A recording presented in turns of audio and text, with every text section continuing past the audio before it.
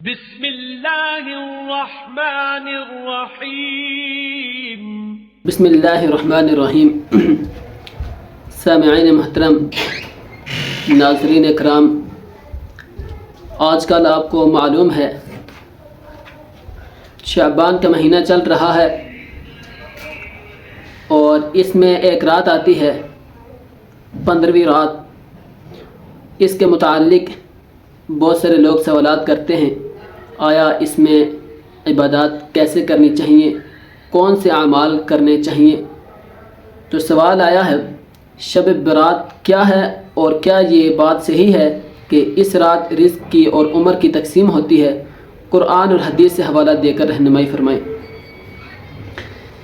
ناظرین اکرام، برات یہ جو ہم لفظ استعمال کرتے ہیں، یہ اصل میں لفظ جو ہے یہ برات نہیں ہے، بلکہ اس کے درمیان حمزہ بھی آتی ہے۔ اس کا جو اصل لفظ ہے وہ ہے برات، برات، ٹھیک ہے، یعنی کسی چیز سے بری ہونا۔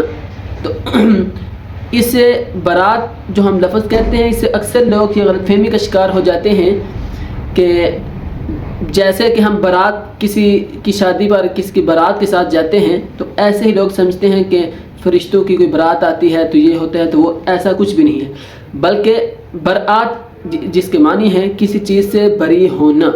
تو اس رات کو برات اس لیے کہتے ہیں کہ اس رات میں بھی اللہ تعالیٰ گنہگار بندوں کی بخشش فرماتے ہیں، اس لیے اس کو برات کہتے ہیں۔ شعبان کی 15ویں رات کے متعلق امی عائشہ صدیقہ رضی اللہ تعالی عنہا سے روایت ہے۔ تقریباً اس رات کے متعلق 9 سے 10 صحابہ کرام روایت کرتے ہیں۔ ایک روایت کے مطابق امی عائشہ صدیقہ رضی اللہ تعالی عنہا فرماتی ہیں، جب شعبان کی 15ویں رات آئی تو میں نے نبی علیہ الصلوۃ والسلام کو اپنے بستر پر موجود نہیں پایا، اپنی آرام گاہ پر موجود نہیں پایا، تو میں نبی علیہ الصلوۃ والسلام کی تلاش میں نکلی۔ تو نبی علیہ الصلوۃ والسلام کو جنت البقیع کے قبرستان میں دیکھا، اور اس رات فرمایا کہ آج جو شعبان کی 15ویں رات ہے، اس رات میں اللہ تعالیٰ آسمان دنیا پر نزول فرماتے ہیں اور قبیلہ بنی کلب کی بکریوں کے برابر گنہگار بندوں کی اس سے بھی زیادہ بخشش فرماتے ہیں۔ ایک روایت یہ ہے، اور دوسری حدیث میں اسی کے متعلق آتا ہے کہ جو آئندہ سال جو بچے پیدا ہوں گے ان کے نام لکھ دیے جاتے ہیں، اور جو انسان آئندہ سال اس دنیا سے کوچ کریں گے یعنی کہ انتقال کریں گے، ان کے نام بھی لکھ دیے جاتے ہیں۔ اس رات میں ایک اور عجیب چیز یہ ہے کہ اس رات میں اللہ تعالیٰ بنی کلب کی بکریوں سے زیادہ لوگوں کی بخشش فرما دیتے ہیں، لیکن اس رات میں بھی چند ایک گناہ ایسے ہیں کہ حدیث مبارکہ میں آتا ہے کہ ان لوگوں کی بخشش نہیں ہوتی۔ 7 لوگ ایسے ہیں کہ جن کی اس رات میں بھی، اس عظیم رات میں بھی، اس برکتوں والی رات میں بھی، اس رحمتوں والی رات میں بھی اللہ کی رحمت اس رات میں آسمان دنیا پر تشریف لاتی ہے اور ٹھاٹھے مار رہی ہوتی ہے، تو اللہ تعالیٰ یہ اعلان کرتے ہیں، ہے کوئی بخشش طلب کرنے والا، ہے کوئی مغفرت طلب کرنے والا، میں ہوں اس کو بخشنے والا، میں ہوں اس کی مغفرت کرنے والا، میں ہوں اس کو معاف کرنے والا۔ لیکن اس کے باوجود بھی 7 ایسے لوگ ہیں اس رات میں کہ اللہ تعالیٰ ان کی بھی بخشش نہیں فرماتے۔ سب سے پہلے اس رات میں مشرک انسان کی اللہ تعالیٰ بخشش نہیں فرماتے۔ مشرک اس کو کہتے ہیں جو اللہ تعالیٰ کے ساتھ اللہ تعالیٰ کی ذات میں اور اس کی صفات میں کسی دوسرے بندے کو شریک مانے۔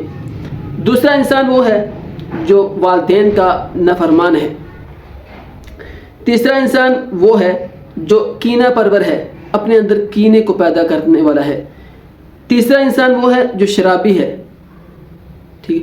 اس کے بعد چوتھا، اور شرابی کے بعد قاتل ہے جس نے کسی کو ناحق قتل کیا ہو، اور اس کے بعد شلوار کو ٹخنوں پر رکھنا، یعنی ٹخنوں کو ڈام کر رکھنا، ایسے شخص بھی اس رات میں بخشش نہیں ہوتی۔ اور 7واں شخص وہ ہے چغل خور ہے کہ ان 7 آدمیوں کی اس رات میں بھی اللہ تعالیٰ بخشش نہیں فرماتے. یہ بہت سے گناہ ایسے ہیں اس میں کہ اس میں سے اکثر ہم اس میں مبتلا ہوتے ہیں. تو اس رات میں میری آپ سے یہ ریکویسٹ ہے، درخواست ہے، میں بھی اور آپ بھی ہم اپنے رب کے حضور بیٹھیں اور اس سے معافی مانگیں، اس صدق کے دل سے معافی مانگیں. اور یہ اللہ تعالیٰ کا ہم پر بہت بڑا احسان ہے، کرم ہے کہ نبی علیہ الصلاۃ والسلام نے جو ہمارے بارے میں دعا کی کہ میری امت کو بخش دیجئے، اور اللہ تعالیٰ نے یہ قبول فرمائی. اور اللہ تعالیٰ کا ہم پر احسان ہوا کہ اللہ تعالیٰ نے توبہ کا دروازہ کھلا رکھا کہ جو بھی انسان سے گناہ ہو جائے تو فوراً اللہ کے حضور سجدہ ریز ہو جائے، اللہ سے معافی مانگے، اور اللہ تعالیٰ انشاءاللہ اس کو معاف فرمائیں گے. اللہ تعالیٰ سے دعا ہے اللہ تعالیٰ تمام آداب کی رعایت رکھ کر ہمیں اس رات کو قیمتی بنانے کی توفیق عطا فرمائے. اس رات میں ایک اور عمل نبی علیہ الصلاۃ والسلام نے کیا ہے، وہ یہ ہے کہ نبی علیہ الصلاۃ والسلام قبرستان میں گئے اس رات میں، اور پوری حیات مبارکہ میں نبی علیہ الصلاۃ والسلام صرف ایک ہی مرتبہ قبرستان میں گئے.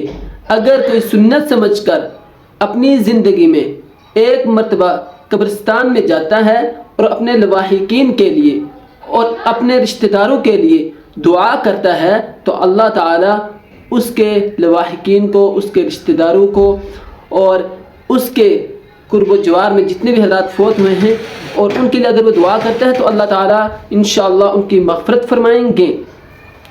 اور اگر کوئی نہیں جاتا تو ہم اس کو کرٹیسائز نہیں کر سکتے، ٹھیک ہے. اگر اس کو کوئی فرض سنت اس قسم کا کوئی درجہ دینا دین میں کہیں سے ملتا نہیں ہے، اس لیے ہمیں چاہیے کہ ہمیں اس رات کو قیمتی بنانا چاہیے. اور جیسے نبی علیہ الصلاۃ والسلام نے آداب کا رعایت رکھ کر اس رات کو گزارنے کی ہمیں تلقین کی ہے، ہمیں اس رات کو گزارنا چاہیے.